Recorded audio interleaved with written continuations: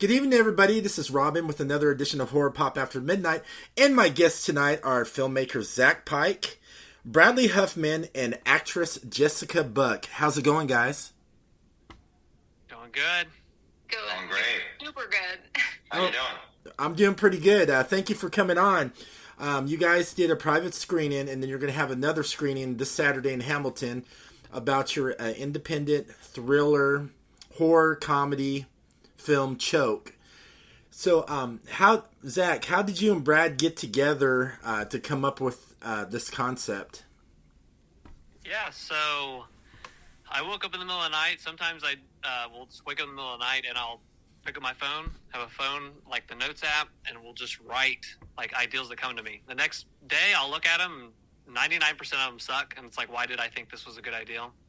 One of those ideas that I had come up with was a 911 dispatcher that got a call from somebody that, was dead already. And that just kind of stuck with me. And I told friends about it, and they were like, you should pursue that maybe. A year later, I reconnected with Brad.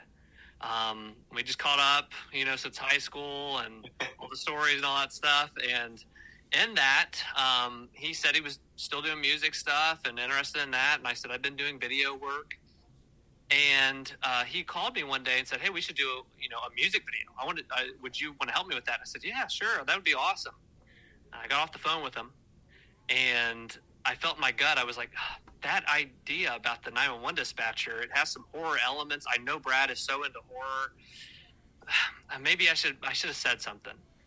Not 5 minutes go by, he calls me back and said, instead of the music video, what if we did a movie together? And I said, so the rest is history. We kind of kicked it off from there. So, Brad, since you're part of this project, I know you're a musician as well, and there's also a soundtrack. Did you do some of the music in the soundtrack as well? Yeah, besides a certain track, and Jessica and Zach know what that track is, it involves a fish, I did all the music for the film. That's pretty good, because good music and a good score is very good in the film, because it gives you the atmosphere and mood through the characters and certain scenes of the films. I'm just like a big fan of like scores and soundtracks in the film. Now, I'm the same way, yes. Okay, yeah, Jessica, so how'd you become Leanne, the 911 operator, and were you the first choice they picked for you to be Leanne? So I submitted an audition actually for a request to audition for Annie, and Zach actually emailed me back, and he was like, you know what? I actually would love for you to read for Leanne too, so why don't you go ahead and do both? So a couple days later, I stayed up for like overnight, and I did this audition, and I really loved Leanne. So I was like, I don't know, maybe I'm just going to send it. We'll see what happens. And I remember I think it was the next day, maybe like the next evening, I got a phone call from a Cincinnati number, and I was like, oh my gosh. Like, no, this can't be them. I don't know what's going on. I don't know. And Can I hey, Jessica, I was going to always ask this, but because you auditioned for Annie first, right? Like, did Leanne even cross your mind to audition for that? I think I said it in both my auditions at the same time, but originally the reason I didn't apply for Leanne, I think, is because you guys had listed like someone in their 30s, and I was I don't know. I always get told I look younger, like I'm in my 20s. I don't know. But then when Zach said that, I was like, okay, maybe they're flexible with that. Maybe she can be kind of, a little younger, yes. Yeah. So then I submitted for both. So it was cool. It was cool to see that much of the script, because sometimes you get an audition and it's one interaction. They were some people were probably like, oh man, it was a lot, but for me, I loved it. They sent probably like 3 or 4 scenes to choose from, and I ended up doing all of them because I thought you could dive into the character more that way. So yeah, it was a cool experience, and it did happen pretty quick. From what I understand, I auditioned pretty late in the process. So it was pretty quick from my audition to getting the role, which was awesome. So, Jessica, how'd you prepare your role for Leanne, being a 911 operator and all that? And how deep did you get into your character to get real authentic, to really get that factor to get the audience interested in watching you in the film? Yeah, so I already really like, 911 shows, dispatcher shows. But when I read through the script and I kind of saw where the story went, I had a very specific way I kind of wanted Leanne to come off, because I think one of the best things about this film, and I don't want to, spoil anything. Yeah, don't. But I think one of the best things about this film is that you are guessing the whole time. It really keeps you intrigued about what's going on. And I wanted my character to almost be like a mystery. Like, you don't really know. So I just kind of was like, you know what? I just need to play this very different for myself. I'm a very, bubbly, just super extroverted person. So I just really had to almost be like, all right, you need to be everything but who you are to play that role. I'll be like you. Now let's go. Be like me. Oh yeah, I can picture Bradley being that way too. So he looks like he would. If I didn't know him, I'd probably get that sense. Yeah, that's Bradley. So Zach and Brad. So this film took you 2 years to make. I know making films. It takes a long time because you got to do the editing. You got to do the filming. You got to get the locations, the sound, and everything perfect. Why did it take you so long to wait 2 years before you decided to show Choke? Yeah, so it took 2021 was that initial ideal. Sat on it for the year, reconnect with Brad. Just kind of going through the timeline. In 2022, reconnected with him, and over that year of 2022, it was off and on just like meetings and go into coffee shops, and I would bring ideas, and he would have a couple, and I would bring this. He would say, no, this sucks. Try again.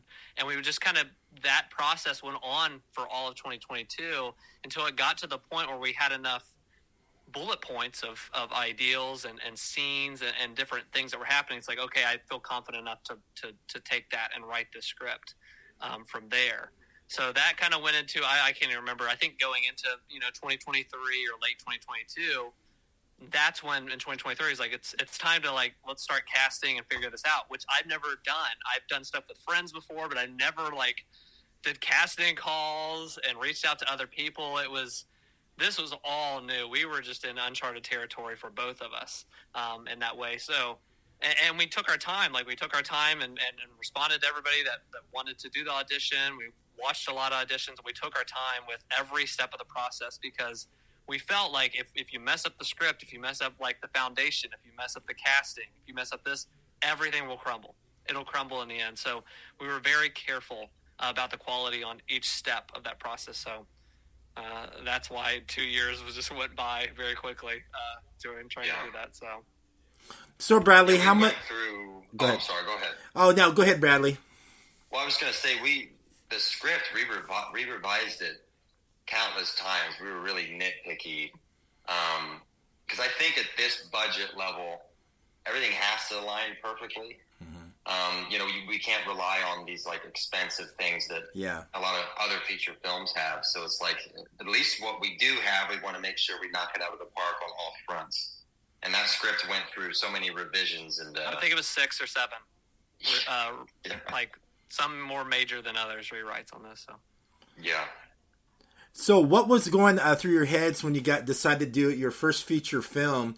And was this all hands-on? Did you learn why you were making this film at the same time? Or did any of you guys have a little bit of experience, behind the camera and writing the script?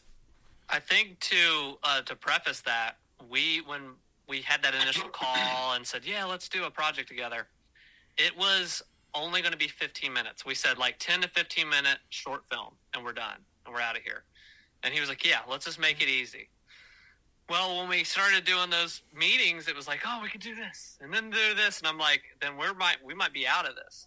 We got with somebody in the film community way more experience than us. And we talked to them about hey, we want to enter film festivals, and we don't really, know about this, and we're trying to enter into this and make this independent film. And they were like, hey, if you make something longer than 10 or 15, just it's harder to get these festivals and stuff. That's just what he had said, his advice.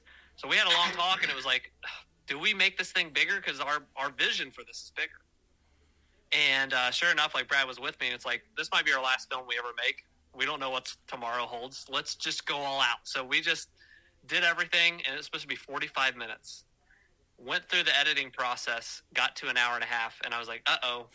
So we did some test screenings, and, lucky for us, people were like, it doesn't seem too long. So very scared that we kind of over-edited and let stuff kind of breathe too long. So, but what was your original question? I think that was... Oh, I was going to ask you, I mean, since, I know you guys finance this yourself because a lot of independent filmmakers do it, or they'll have like a private backing sometimes to help them out. I know when you film indie films, was there like some certain scenes or certain stuff you wanted to put in the film that you quite didn't have the money to, make it into the film?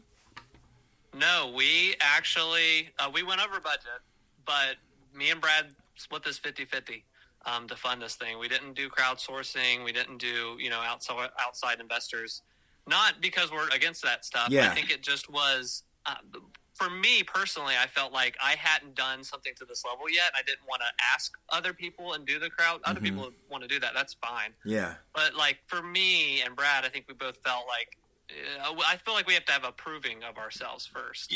And making this. And that's kind of why we dumped a lot of, of our own capital into this. So, it just was, All right, now let's... You were talking, I guess to answer your question, no, there was no, we don't feel like we missed out on anything or kind of cut back. We got everything we wanted. Every dollar's on the screen. We maximized everything we had. That's awesome. Now let's go back to Jessica.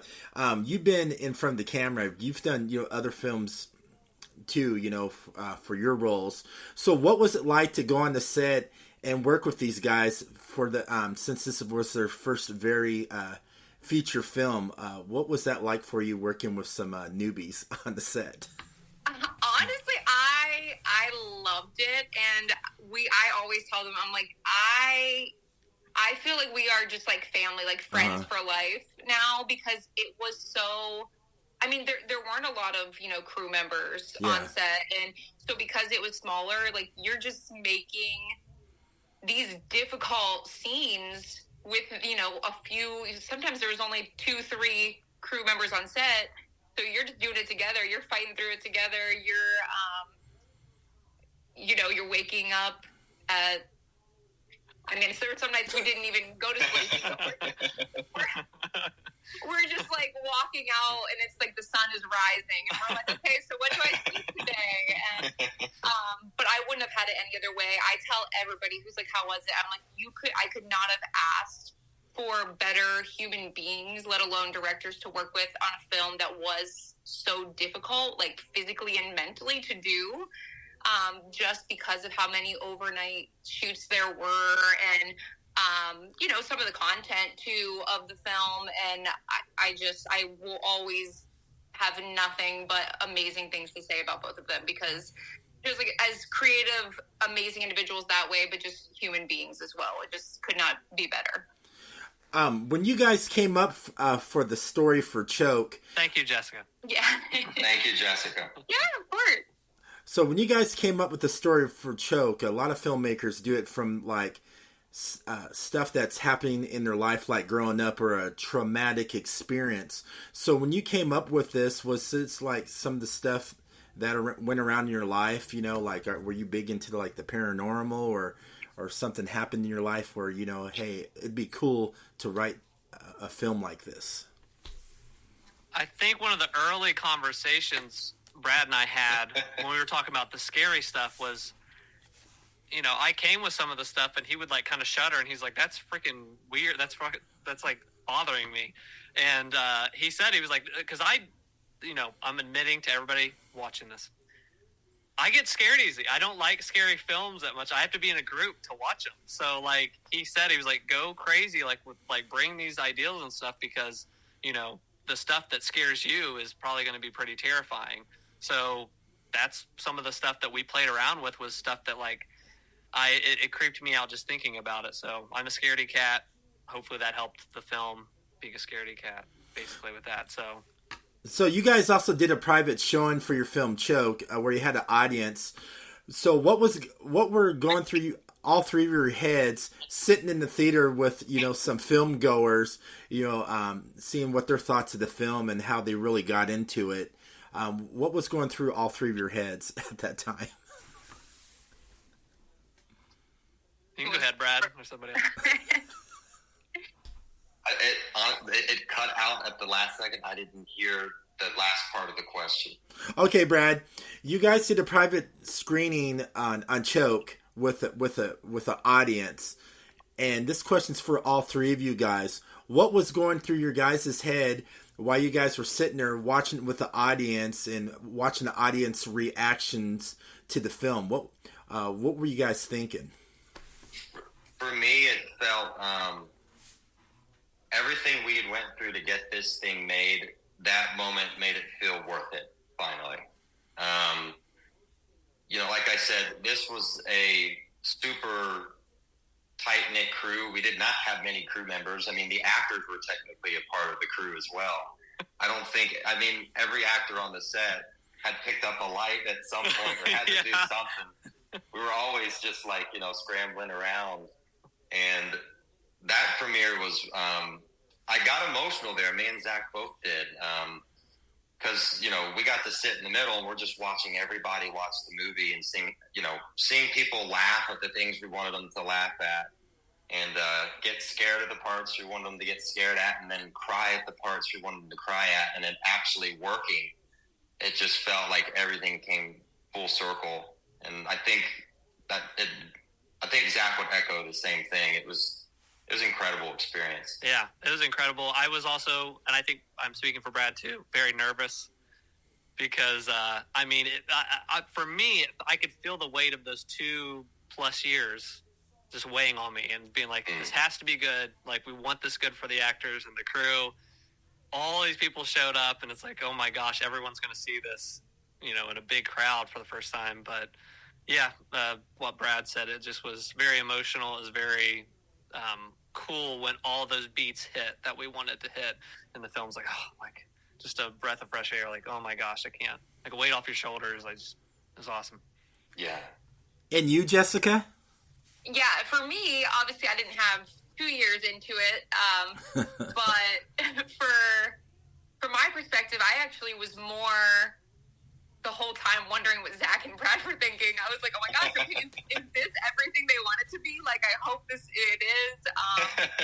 But it was really cool to be a part of it because, as Zach and Brad both said, just to hear the audience reactions for certain moments, you're like, wow, it took us so long to get that shot, or it took us, you know what I mean? Like, literally everything we had in that moment to make this look so good, and people are appreciating it. And it really does just make the whole experience like, wow, this is everything we worked for happening right now. So it's very surreal and emotional in a good way.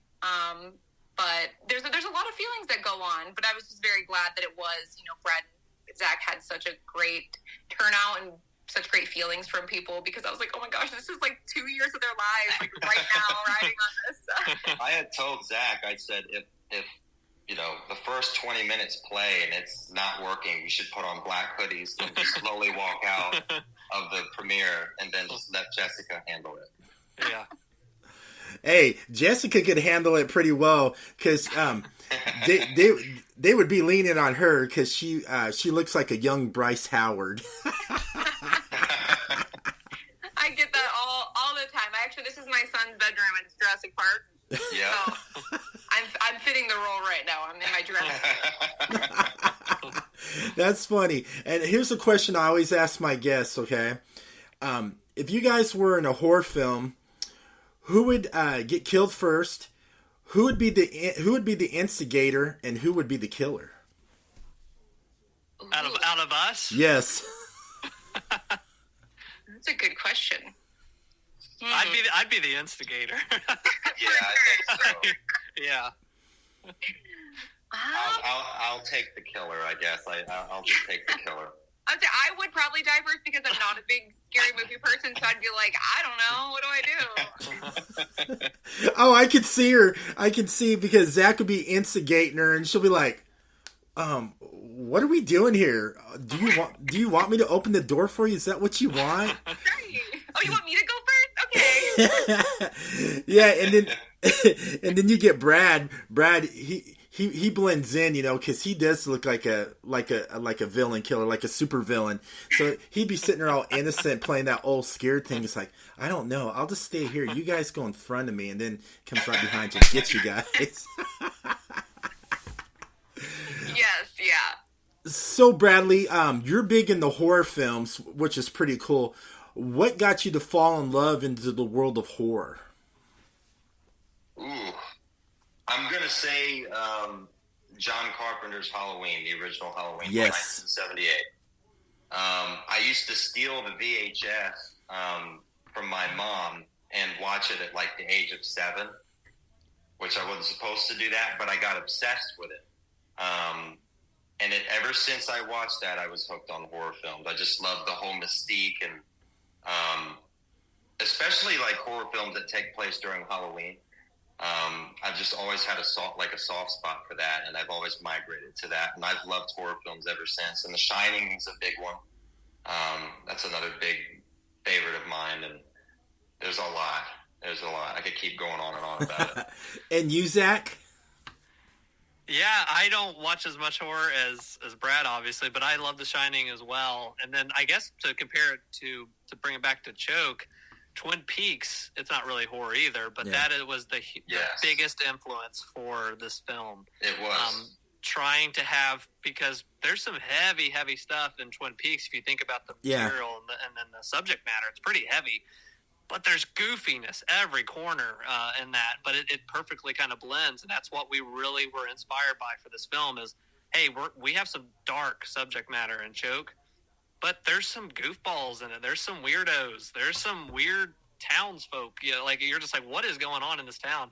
And we wanted to bring that in. I think that is just such a fun blend of like emotions that you have in a film, and we tried to mimic that a lot. Yeah, when I watched the trailer to Choke, I kind of got that same vibe. I got like the little David Lynch vibe, because I was going to get ready to ask you that since you answered Twin Peaks. I don't have to ask you that question because it gave me that little like Lynchy feel with the soundtrack. It was like an uneasy feeling of the music through the trailer where you see Jessica as Jenna, as the operator, and the music that was in the trailer, you can feel the emotion, what was going through Jessica's character. It's like you were feeling what she was feeling, helpless because she can't help the person on the other line and not realizing, what's going on. No spoilers, but that's the type of feel, because you can feel the emotion through Jessica's character in the trailer when she's trying to help this mysterious person. Well, thank you. That's a compliment. I'll take that. Yeah, definitely. Yeah, David Lynch was a huge influence on us. Really, a lot of his films were. We were constantly referencing different films of his, from like Eraserhead, and then I hadn't actually seen Mulholland Drive, and then Zach introduced me to that, and that might be like in my top 10 list now. I love the film. Yeah, that's a great film. Now let's go to you, Jessica, since you get scared real easy and, not like really big into like watching scary movies. But what would be your comfort zone? Say, you wanted to see a horror movie and you're like, get a little scaredy cat. What type of genre of horror film would you go, and how deep would you get in there to get that scare? So I would say the horror films that come to my mind that I'm like, okay, I enjoyed that. It still kind of scared me, but I enjoyed it. When I was little, my sister, which she should not have, introduced me to The Ring, and freaked me out. But I was like, okay, but that was still like good. It was a good movie. And I do better with like Insidious, things like that. When it's like real people, that freaks me out more. That genre is like, I don't even want to watch it. Like, I watched Strangers one time, and I was like, never again. Never am I watching that. Nope. Get the masks. If it's people wearing masks, I want nothing to do with it. That's so yeah, those would be two that stick out to me of ones that I actually really did enjoy. And Insidious, I saw each of the follow-up movies because I was really into the storyline of it too, without being too scared. a good answer. Now, for your film Choke, so have you guys submitted it to a lot of film festivals? Are you guys going to do all genres of film festivals? Are you guys going to do regular independent film festivals as well as horror film festivals when you submit your movie? Yeah, we submitted to Horror Hound was one, but we submitted to a couple that were just regular film festivals and just regular, for the category of feature. But there were some that was thriller specific that we always went for the thriller kind of thing, and the horror kind of thrown in there too on some of them. So after you guys do Choke, have you guys? Are you guys coming up with another script? Are you guys going to do just a horror film, or what type of genre are you want to do next? Are you going to dip in more into the thriller horror part of it, or are you going to branch out and do all types of genre of film? This is the question everyone keeps asking. As of right now, I don't think Zach and I currently have any plans to do anything as of yet. Mm-hmm. But what I will say is never say never. And if there's an idea out there or another story that me and him feel like we need to tell, that because that's, to me, I think that's kind of the start into filmmaking is you're watching a movie or something like that, and you're like, no one's made this. I want to watch this, but it's not out there. So then you kind of set out and you make it. And I feel like if me and Zach had a new idea and it was a story we felt strongly enough about, then I think there's a possibility we would try to tell it. That's the best answer I can give. Yeah. So, where can everybody find you guys on social media, and where can they go see your film this weekend in Hamilton, Ohio? Yeah, if you go to facebook.com/chokefilm, all one word. If you just want to search us on there, it's Choke-2024. You can find our Facebook page, and at the top there, you can find out all the info for the tickets. It's right at the top of our Facebook page. It's happening in Hamilton, Ohio at the Fitton Center for Creative Arts. Doors open at 3 p.m., and the movie starts at 3:30. After the film is over, Brad and I are going to do a Q&A, answer all your questions, all that good stuff. Yeah. So where can they find you, Brad? Well, in terms of my music or the your music, everything. Just to make that simple, you type Brad Huffman on Spotify or any other music app, and I will be right there. And you, Jessica? I mainly just use Instagram, so I am at jbuck, but with 4 Ks, so JBUCKKKK 10. That was from high school, so I should probably change it to something, better. And then that's the main page I used, other than my, my personal pages, but that's my public page on Instagram. Shoot, on Instagram, you should change it to Jessica Final Girl 13. yes. Whenever I have to tag you in the Choke pages, I'm like, how many Ks was it? I always have to go back and look. I know, I need to change it. I was going to say this real quick too. Jessica is going to be in another. You have 2 film projects. Yeah, tell us. I do, yes. Yeah, I have one that I'm filming in 2 weeks. I'll be a doctor in a movie called A Paralyzing Redemption. And then I have another lead role in a film filming in Cleveland in October. That is a mob movie. So I am the mobster's daughter. That's awesome. That is awesome. I definitely have to check that out. Yes, it is on my social media pages. So if you guys want to follow along, it is on there. And you can also see it. I do post some things publicly on my Facebook as well, just Jessica Buck, and that movie page is on there as well if anybody wants to follow that. All right, you guys, thank you so much for coming on. I had a blast. Yes, Thank you for having us. So much. Thank you, Robin. Appreciate you. Yep, and everybody, thank you for listening to Horror Pop After Midnight. Have a great